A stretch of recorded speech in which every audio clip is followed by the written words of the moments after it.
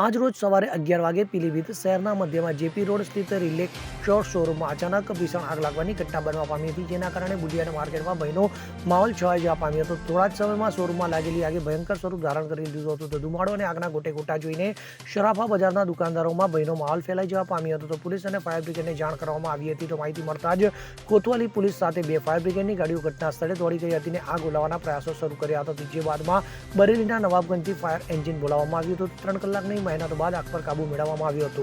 આગથી થયેલા નુકસાનનું મૂલ્યાંકન કરવામાં આવી રહ્યું છે. તો શોરૂમમાં આગ શોર્ટ સર્કિટના કારણે લાગી હોવાનું અનુમાન છે. Bureau report CN24 news.